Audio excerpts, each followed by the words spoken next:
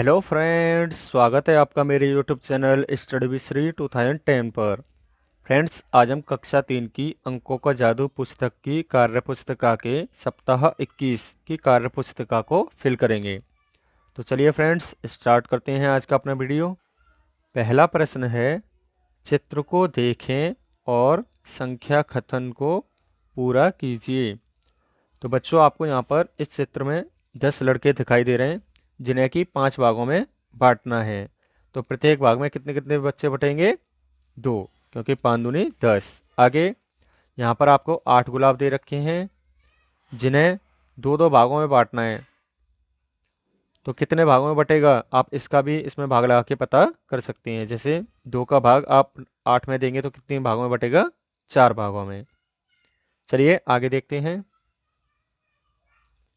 आगे है, निम्नलिखित में खाली स्थान को भरिए। तो बच्चों, यहाँ पे लिखा हुआ है 28 पेन भागित 4 पैकेट। तो आपको इसे इस तरीके से पढ़ना है कि 28 पेन को 4 पैकेट में पैक किया जाता है। आगे है, 30 आम है जिसमें भाग लगाना है 5 का, अर्थात 5 टोकरियों में हमें आमों को बांटना है। तो इसे लिखेंगे 30 आम को 5 टोकरी में रखना है। आगे भी आप इसी तरीके से यहाँ से देखकर अपनी कार्य पुस्तिका में सही सही फिल कर लेंगे। आगे है, हल कीजिए। तो बच्चों, अब आपको 3 का भाग 3 में लगाना है। तो 3 एकम 3 एक बार जाएगा, 4 का 8 में, 4 दूनी 8। आगे 2 का भाग 10 में, तो 2 पंजे 10। आगे निम्नलिखित तालिका में खाली स्थान को भरिए। तो बच्चों, यहाँ पे प्रश्न लिखा हुआ है 25 पुस्तकों को 5 बच्चों में वितरित करना है। तो इसका अर्थ हुआ कि 25 पुस्तकों में हमें 5 बच्चों से भाग लगाना है। तो प्रत्येक बच्चे को कितनी कितनी पुस्तकें मिलेंगी? पचम 25, 5 5 पुस्तकें। ठीक है बच्चों।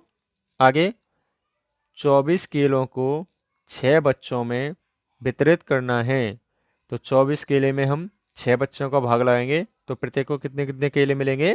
4, क्योंकि 6 चौक 24 होते हैं। आगे 72 मोमबत्तियों को 8 पैकेटों में रखना है। तो बच्चों, 72 मोमबत्तियां हैं और 8 पैकेट में रखना है। तो प्रत्येक में आपकी कितनी कितनी मोमबत्तियां रखी जाएंगी? 9 9, क्योंकि 8 नाम 72 होते हैं। ऐसे ही 96 टॉफियों को 12 डिब्बों में रखना है। तो आपकी टॉफियाँ 96 हैं और डिब्बे 12 हैं। तो प्रत्येक डिब्बे में कितनी कितनी मोमबत्तियां रखी जाएंगी? 12 अट्ठे 96। तो प्रत्येक आपके डिब्बे में 8 8 टॉफियां आएंगी। चलिए आगे देखते हैं। आगे है, एक पार्टी में 6 समोसों को 3 लोगों में बराबर बराबर बांटा जाना था, जिसे प्रदर्शित चित्र के अनुसार बांटा गया, जिससे सभी को समान संख्या में समोसे नहीं मिले। क्या आप इन समोसों को पुनः समान रूप से वितरित कर सकते हैं? तो बच्चों, पहली प्लेट में आपके 3 समोसे हैं, इसमें 2 हैं और इसमें 1 है। तो आपके पास कुल मिलाकर कितने समोसे हैं? 6। और आपको 3 लोगों को बराबर बराबर बांटना है। तो इसका अर्थ हो गया 6 समोसे हैं और 3 लोगों में बराबर बराबर बांटना है। तो प्रत्येक को कितने कितने समोसे मिलेंगे? 3 दूनी 6। तो आप हर प्लेट में 2 2 समोसे देकर उन तीनों को बराबर समोसे दे सकते हैं। चलिए आगे देखते हैं। आगे है, 12 स्ट्रॉबेरियों को 4 डिब्बों में बराबर बराबर संख्या में भरना है। तो बताइए प्रत्येक डिब्बे में कितनी स्ट्रॉबेरियां आएंगी? तो बच्चों, कुल मिलाकर आपके पास कितनी स्ट्रॉबेरियां थी? 12। और प्रत्येक डिब्बे में कितनी कितनी? 4 4 भरनी है। तो आपके पास एक डिब्बे में कितनी स्ट्रॉबेरी आएंगी? जब आप 4 का भाग 12 में लगाएंगे तो आपको पता चल जाएगा। तो 4 तिया 12। प्रत्येक डिब्बे में स्ट्रॉबेरियां बराबर 3।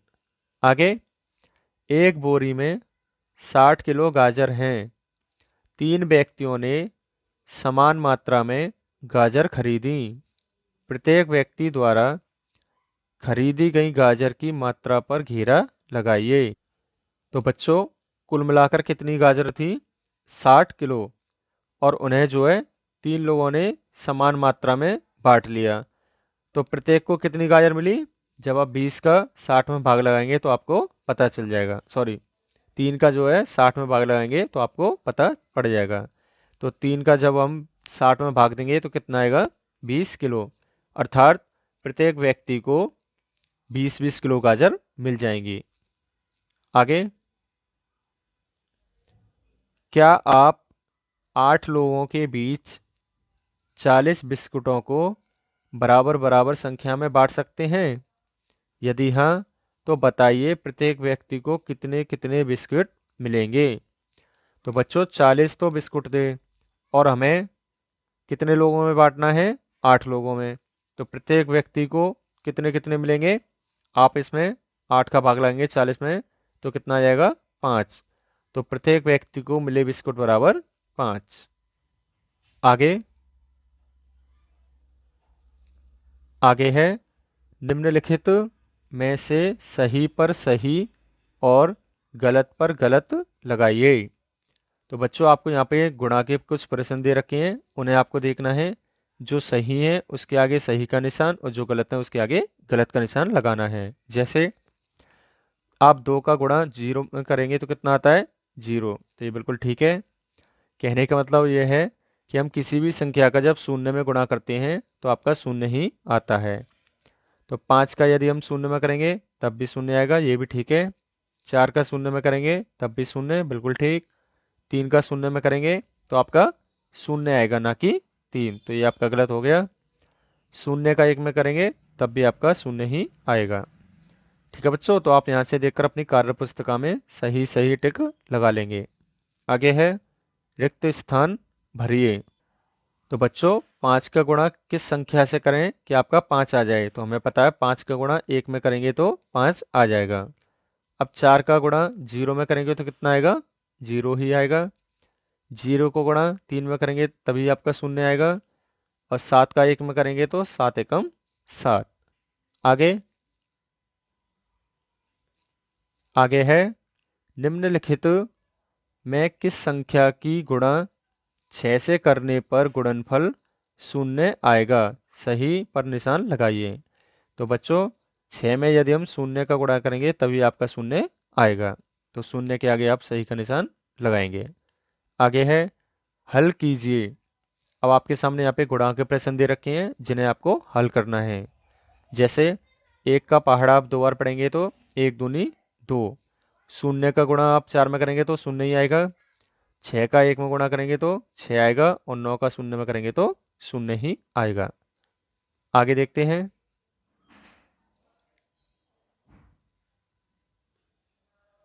आगे है, हल कीजिए। अब बच्चों, आपको यहाँ पर 3 अंकों की संख्या के घटाव के प्रश्न दिए गए हैं जिन्हें आप आसानी से कर सकते हैं क्योंकि ये बिना हसूल वाले हैं। तो आप यहाँ से देखकर अपनी कार्य पुस्तिका में सही सही फिल कर लेंगे।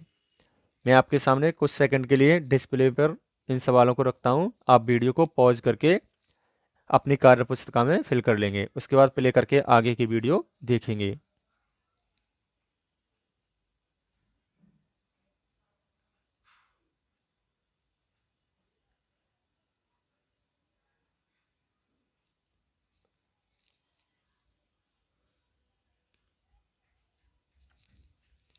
चलिए आगे देखते हैं। अब आगे है, मैंने सीख लिया, जिसमें आपका पहला प्रश्न है, 15 टॉफियों को 5 बच्चों में बराबर बांटें तो कितनी टॉफियाँ प्रत्येक के हिस्से में आएंगी? तो बच्चों, कुल मिलाकर कितनी टॉफियाँ थी? 15। और 5 बच्चों में बराबर बांटनी है तो प्रत्येक को कितनी कितनी मिलेंगी? 5 तिया 15। तो प्रत्येक बच्चे को 3-3 टॉफियाँ मिलेंगी। तो मोनू को भी 3, राहुल को भी 3, सोनू को भी 3, चारू को भी 3 और बंटी को भी 3। आगे आगे है, कुल 24 लड्डुओं को 2 बॉक्सों में बराबर बराबर संख्या में भरिए। तो बच्चों कुल मिला के कितने लड्डू थे? 24।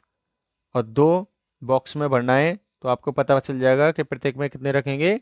जब आप 2 का भाग 24 में लगाएंगे तो प्रत्येक बॉक्स में 12-12 लड्डू आएंगे। आगे, रिक्त स्थान भरिए।